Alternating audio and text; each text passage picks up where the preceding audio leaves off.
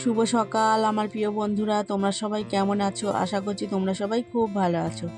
রাজনামারার ছোট্ট একটা গ্রাম থেকে আমি পূজা তোমাদের সবাইকে স্বাগত জানাচ্ছি পূজার ব্লগ চ্যানেলে। তো সকালবেলা ঘরের সমস্ত কাজ সেরে না একটু তাড়াতাড়ি আজকে রান্না বসিয়েছি, কারণ দোকান সামলাতে গিয়ে না রান্নাটা করতে অনেক দেরি হয়ে যায়। আর বরমশাই একা হাতে সমস্ত ফুচকাগুলো ভাজবে, আবার দোকানের মালগস্ত করতে যায়।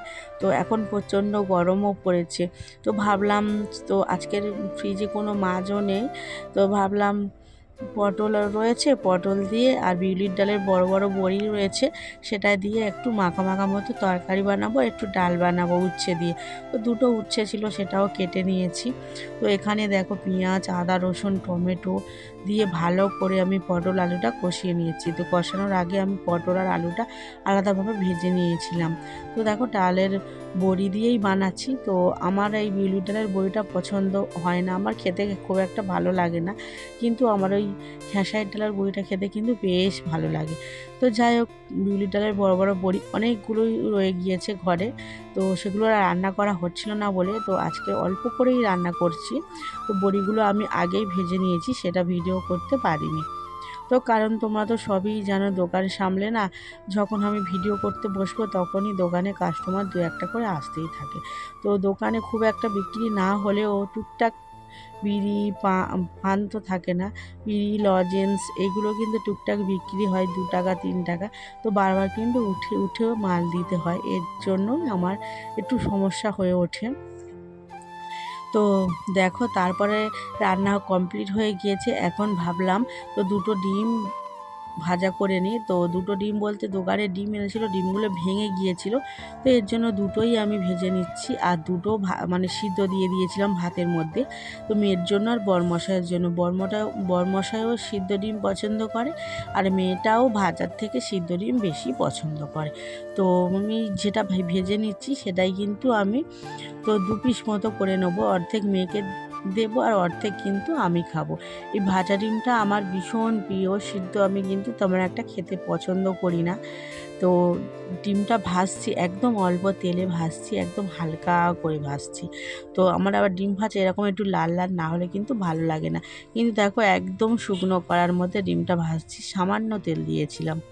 তো যাই হোক, দেখো এখানে ডিমটাকে আমি এপিট ওপিট উল্টে একটু লাল লাল করে ভেজে নিয়ে তো 2 পিস করে নিয়েছি, তারপর দেখো নামিয়ে রেখে দিয়েছি। তো এখন স্টোভটা বন্ধ করে দেবো। স্টোভে না তেলটাও শেষ হয়ে গিয়েছে, অল্প একটু তেল ছিল, সেটাই রান্না করলাম। আর এই দেখো বরমশাই একাই সকাল থেকে কিন্তু ফুচকাগুলো ভেজেছি। আজকে রোদের ভীষণ তাপ, বাইরে কিন্তু একদম বের হওয়া যায় না। এই গরম পড়লে না আমার ভীষণ অসুবিধা হয়ে যায়। তো আমার এই হাতে হাত পা কিন্তু ঘামে না লাল হয়ে যায়, আমি তেমন একটা হাঁটতে পারি না। তো এটাই আমার সমস্যা গরমের সময়, কিন্তু তাছাড়া আমার কোনো সমস্যা নেই। শীতের সময় কী বলো তো, ঠান্ডা ঠান্ডা ওয়েদারে সমস্ত কাজও করে নিতে পারতাম, আর এই হাত পা একদম ঘামে না লাল হতো না। তো এটাই থেকে মুক্তি। তো এটাই আমার গরমের সময় ভীষণ কষ্ট। আর কোথাও গেলে না দুটো পা হাত সমস্ত মানে ঘামে লাল হয়ে ফুলে ওঠে। তো তারপর এর ফলে হাঁটাও যায় না, ভীষণ কষ্ট হয়। তো গরমের সময় এই কষ্টটা কিন্তু আমার অনুভব করতে হয়। তো 2-1 দিন ছাড়া ছাড়া প্রায় এরকমই হয়। তো আজকে তো প্রচণ্ড রোদ, আজকেরও আমার এই অবস্থাটা হয়েছে। তো মেলায় কিন্তু আমাদের এখানে তোমাদেরকে দেখিয়েছিলাম, মেলা কিন্তু আমাদের এখানে 3 দিন হয়, প্রতি বছর 2 দিন করে যাই। তো এবছর ওরকম হওয়ার কারণে কিন্তু আমি যেতেই পারিনি, কারণ ভীষণ গরম পড়েছিল। এই গরমে একদম হাঁটাই যাচ্ছিল না, মানে হাত মানে আপনা আপনি হাতে পায়ে কিন্তু ফুলে যাচ্ছিল। তো এটাই ভীষণ কষ্টকর আমার জন্য।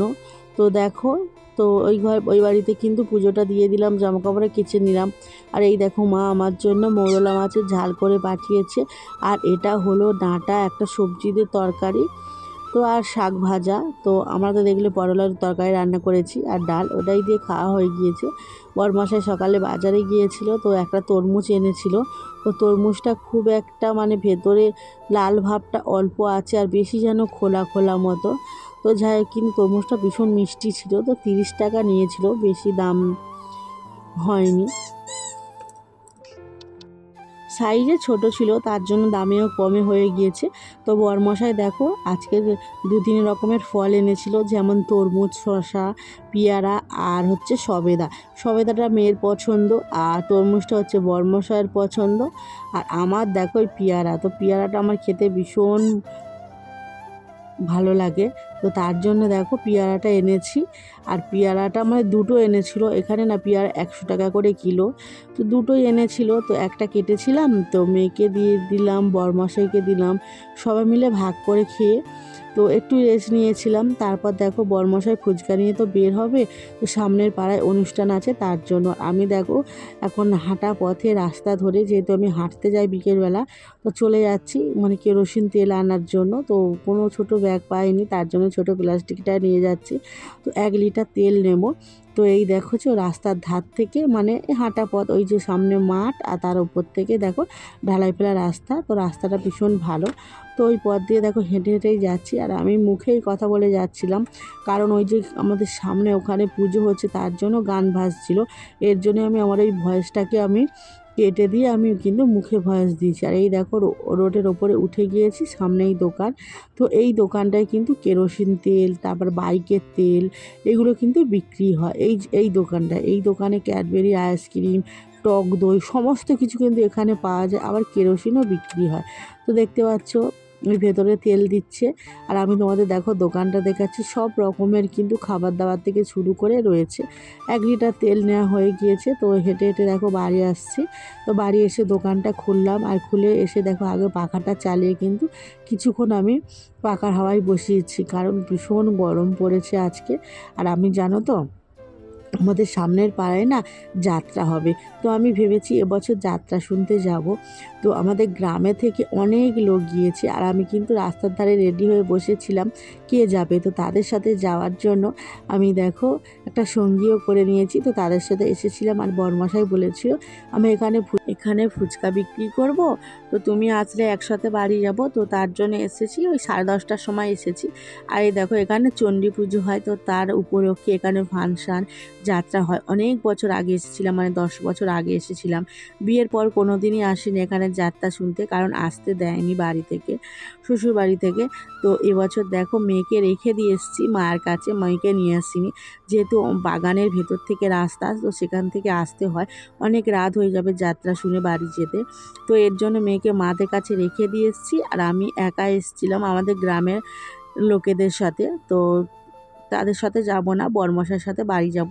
এই দেখো যাত্রা হচ্ছে, তো যাত্রা এখনও হচ্ছে। তো মানে একদম লাস্ট পর্ব, এখন 3টে বাজে। তো 10:30 থেকে 3টে পর্যন্ত যাত্রাটা হলো।